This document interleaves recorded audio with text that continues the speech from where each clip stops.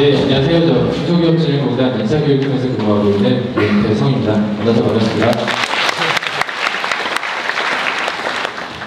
네, 지금부터 간략하게 저희 중소기업진흥공단이 뭐 하는 곳인지 어딘지를 알아야 나중에 입사 지원서 쓰실 수 있을 테니까요. 중소기업진흥공단이 어떤 기관인지 말씀을 드리고, 아쉬우게 저희가 7월에 올해 신입직원 채용을 시작을 해서 지금 최종 선발을 해서 신입직원 연수 중에 있고요. 근데 당장 올해는 아니더라도 내년에 저희가 채용할 때 현재와 같은 프로세스를 진행할 예정이니까 그때 참고하실 수 있도록 저희가 중진공 인재상이나 올해 진행했던 채용 절차를 간략하게 설명을 드리도록 하겠습니다.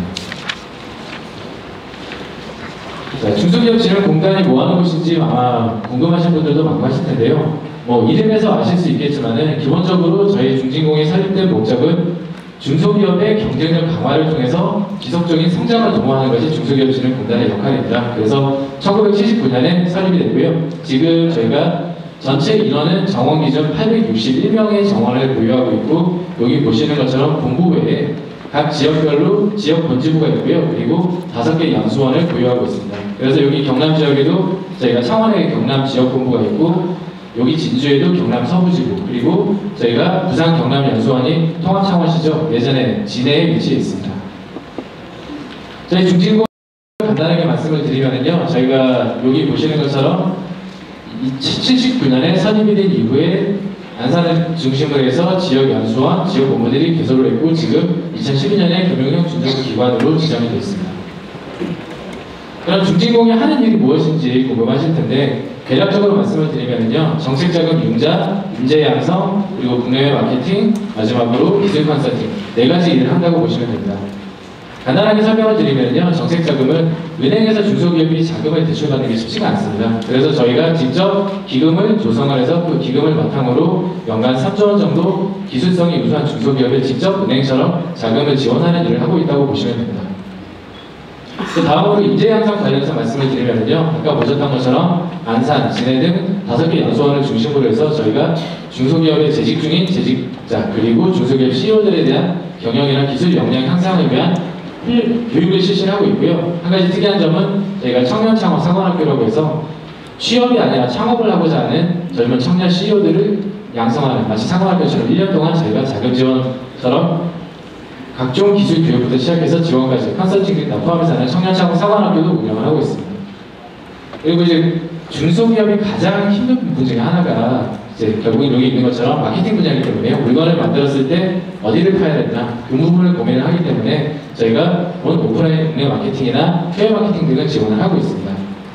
그리고 마지막으로 말씀을 드리면 가장 힘든 부분이죠. 요새 기술력이 있어야지만 살아남을 수 있기 때문에 중소기업의 기술력 향상을 위해서 기술 컨설팅이라든지 이런 부분을 지원을 하고 있고요. 그리고 밑에 보시는 것처럼 대기업뿐만 아니라 중소기업 중에도 임금이나 복지 수준 등이 우수한데도 불구하고 홍보가 되지 않아서 좋은 인재를 채용을 못하는 경우도 있기 때문에 저희가 스마트 스토리지 사업이라고 해서 중소기업 인력 지원 매칭 사업을 하고 있습니다.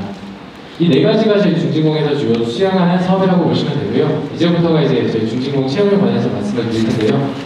채용을 할 때는 어느 기관이나 다 인재상에 맞는 인재를 뽑으려고 합니다.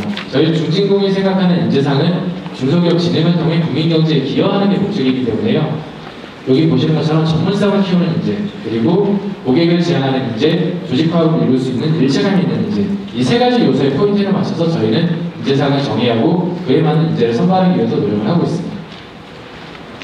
그럼 이제 올해 진행됐던 저희 채용 제도에서 간략하게 설명을 드리면요, 저희 같은 경우는 진행을 할 때 일반 전형하고 올해 스펙추얼 소셜 리크루팅 2가지를 병행해서 진행을 했습니다. 일반 전형은 여러분이 흔히 아시는 신입직원 공채가 일반 전형이라고 보시면 되고요. 행정직하고 기술직으로 나눠서 진행이 되는데, 행정직의 경우에는 연령이나 학력 등 어떤 제한사항이 없습니다. 누구나 지원하실 수 있도록 되어 있고요. 기술직의 경우에는 금속, 전기, 화공 이런 식으로 기술 분야별로 전문성을 갖춘 인재를 선발하려고 하기 때문에 해당 분야에서 전문학사 이상 학위를 취득하셨거나 아니면 해당 분야에서 기사 자격증이라든지 이런 자격증이 가지고 계신 분이 지원하실 수 있도록 되어 있습니다. 가장 궁금하신 게 어떻게 전형 절차가 진행이 되는가 하는 것인데, 서류 전형, 인적성 검사, 실무자 면접, 임원 면접 이렇게 크게 보면 4단계로 진행이 되고요. 서류 전형에서 합격을 하시고 나면 인적성 검사를 보시게 되고, 인적성에서 통과가 되시고 나면 1차 면접, 실무자 면접이 있는데요. 여기서 말씀을 드리면 실무자 면접은 크게 세 가지 요소로 진행이 됩니다. 개인 PR 면접이라고 해서 저희가 미리 공지를 드리고 면접관들 앞에 혼자 들어가셔서 10분 동안 내가 왜 중진공에 지원했는지를 3분 동안 PR하시고 그 다음에 질의응답을 하는 개인 PR 면접이 있고요. 그 다음에 같은 조 5명 혹은 6명이 들어가는 그룹 토론 면접이 있고 마지막으로 2명 혹은 3명이 같이 들어가서 직무영역 면접 이 세 가지 면접이 실무자 면접에서 진행이 되고요. 실무자 면접을 통과하시고 나면 이제 최종 임원 면접을 보시게 되고 임원 면접에서는 1차와는 달리 중진공 인재상에 부합하는 인재인지를 검증하는 인성 면접으로 진행이 된다고 보시면 됩니다. 그리고 이제 스펙트와 소셜 리크루팅 같은 경우에는 저희가 다른 기관하고 좀 차별화돼서 지원을 하고 있는 부분인데요. 여기는 입사 시에 온라인상으로 2주 동안에 거쳐서 6개 정도 온라인으로 저희가 제시하는 미션 과제를 푸시고 그 미션 과제에 대한 해답을 올리시게 되면 그 과제물을 저희 내부 직원 50여 명이 평가를 합니다. 평가를 해서 그 평가 결과에 따라서 저희가 그 다음 단계 인적성 검사나 면접을 보실 수 있는 기회를 드리는 그런 제도라고 보시면 되고요. 스펙트와 소셜 리크루팅 같은 경우의 특징은 입사 지원 단계에서 여러분의 성함, 연락처 외에는 어떤 정보도 묻지 않기 때문에 학교라든지 학력이라든지 어학 성적 등을 배제한 채 그 사람의 온라인에서 작성한 미션 답안지만으로 평가하는 그런 소셜 리크루팅이 다른 기관에 비해서 차별화된 요소라고 보시면 됩니다. 그래서 여기 보시는 것처럼 저희 중소기업진흥공단에 맞는 인재를 선발하기 위해서 저희가 스펙트와 소셜 리크루팅을 진행을 했었고요. 저희가 중진공 인재상에 부합하는 직원을 선발하기 위해서 여기 보시는 것처럼 열정이라든지 도덕성, 이타성, 문제 해결력 등 각 인성 요소들 중에서 가중치를 부여하는 식으로 해서 평가를 진행해서 최종적으로 선발을 하게 됐습니다. 그 결과를 간단하게 말씀을 드리면요. 저희 일반 전형하고 스펙트와 소셜 리크루팅은 둘 다 지원을 할 수 있도록 열어드렸었는데 그 결과 스펙트와 소셜 리크루팅을 통해서 최종적으로 면접에 올라오신 분들의 3분의 2가 저희 중진공 일반 전형에도 입사 지원을 내셨다가 서울에서 탈락하신 분들이 최종 면접 기회를 받았던 그런 전형에서 보시면 되고요. 그래서 일반적인 스펙과 관계없이 이 사람의 능력 혹은 이제 문제 해결력이나 이런 것만으로 평가를 하기 때문에 저희 입장에서는 새로운 기회를 주는 장이 되지 않나 생각을 하고 있습니다. 간략하게 이것으로 저희 중소기업진흥공단 채용제도에 설명을 드렸고요. 바깥에서 지금 설명을 진행하고 있으니까 궁금하신 분들은 채용 상담 부스에 오셔서 상담을 하시면 될 것 같습니다. 감사합니다.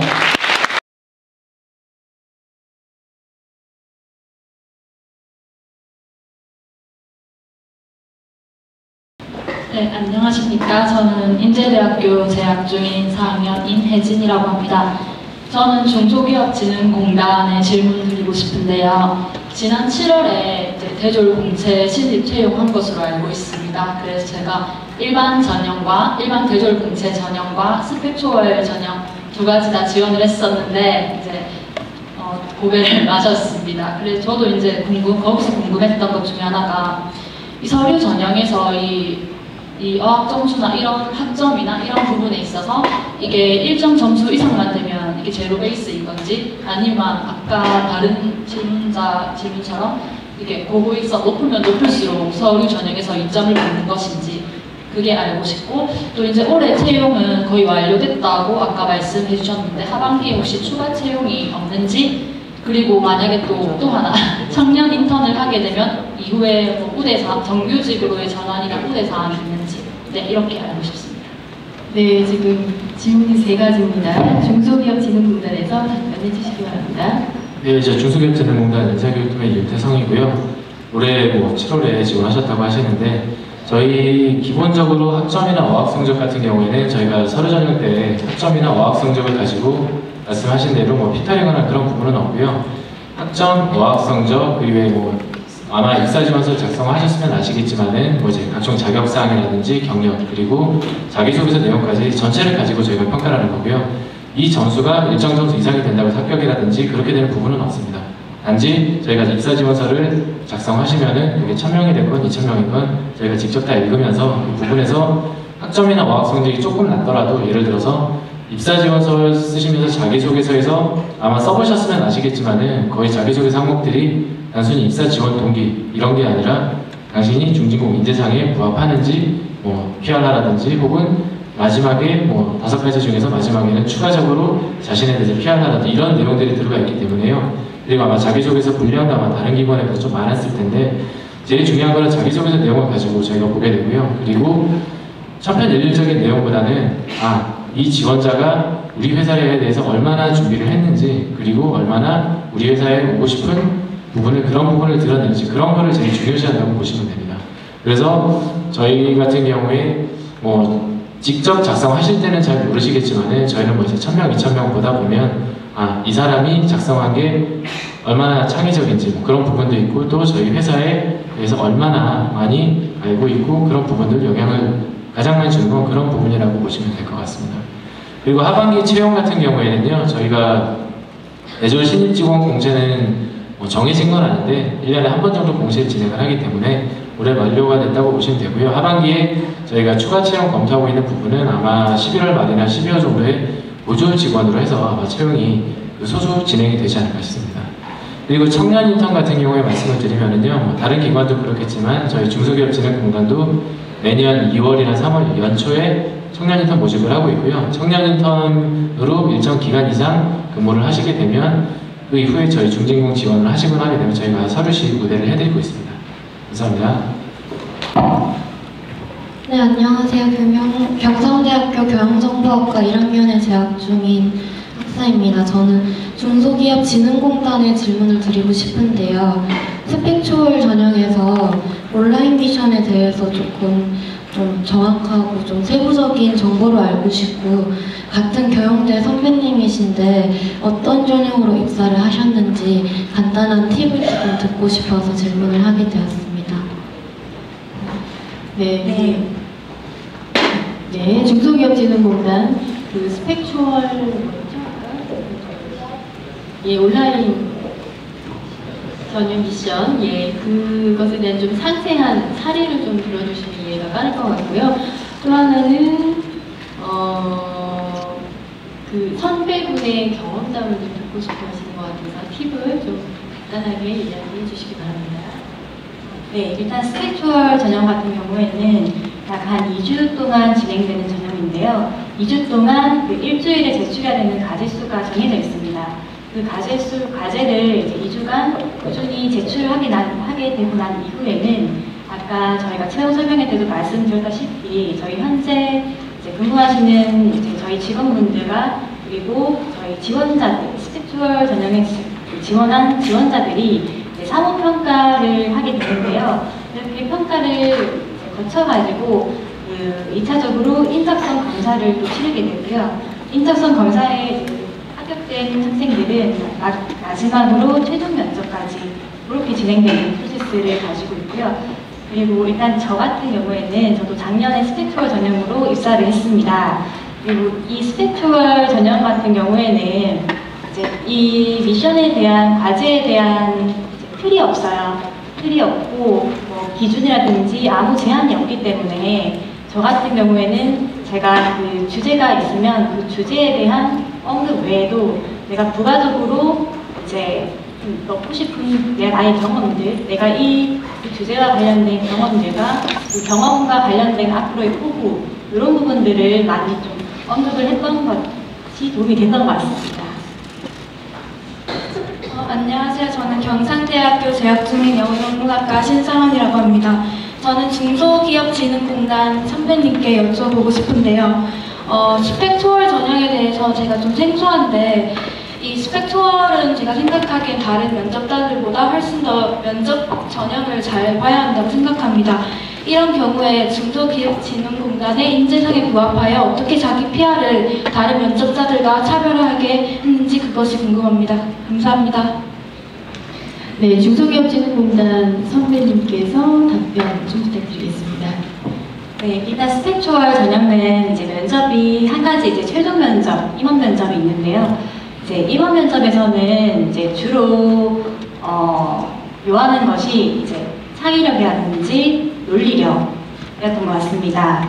그래서 저 같은 경우에는 그런 식의 답변을 통해서 이제 말을 했던 게 좀 도움이 됐던 것 같고요. 그리고 한 가지 덧붙여 말씀드리자면은, 전 중소기업진흥공단과 관련된 경험을 전 적극적으로 어필했던 것이 도움이 됐다고 생각합니다.